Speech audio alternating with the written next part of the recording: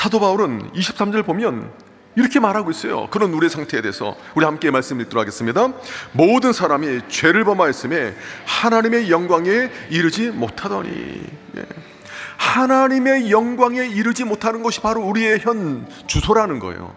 그러니까 하나님께서는 우리를 하나님의 형상대로 창조하셔서 원래는 하나님의 영광에 이르는 삶을 살게 하셨습니다. 근데 문제가 뭐냐면 죄가 문제이고, 죄가 이 죄 때문에 하나님의 영광에 이르지 못한 삶에 우리가 놓여지게 된 거죠.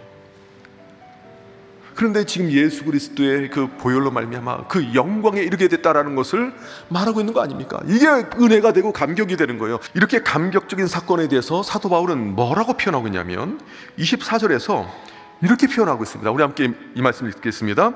그리스도 예수 안에 있는 성령으로 말미암아 하나님의 은혜로 값없이 의롭다 하심을 얻은 자 되었느니라. 아멘. 예수님의 생명으로 우리를 구원하셔서 우리를 건지신 다음에 율법의 모든 요구를 다 이루어 주심으로 죄와 사망의 모든 증서를 다 찢어버리셨어요. 우리를 자유케 하신 거예요. 이것이 바로 복음입니다.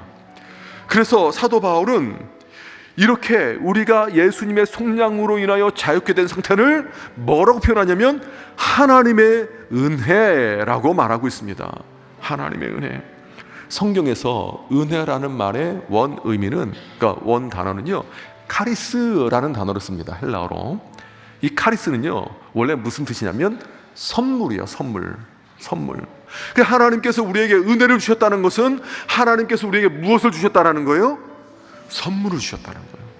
당시에 이 은혜 받았다, 선물을 받았다라는 것은 어떤 의미가 있냐면 한번 따라하겠습니다. 상상을 뛰어넘는 선물입니다.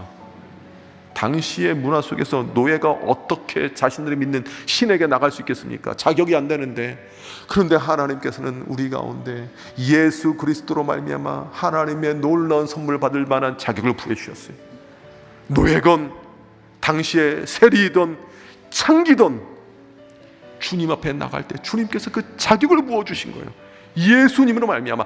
이게 하나님의 은혜인 줄 믿습니다.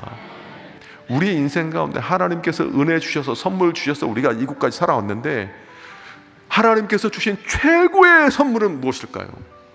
바로 예수 그리스도예요. 하나밖에 없는 그 독생하신 아들, 그 예수님을 우리에게 선물로 주신 것이, 이것이 가장 큰 은혜이고 가장 큰 선물입니다. 자, 그러면 하나님께서 우리에게 이 선물을 주셨는데 왜 주셨는가?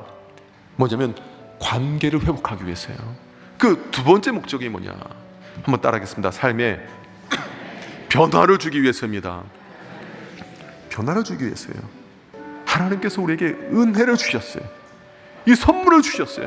받을 만한 자격이 안 되는데 나 같은 죄인에게 이루 말할 수 없는 지극히 큰 선물을 주셨어요.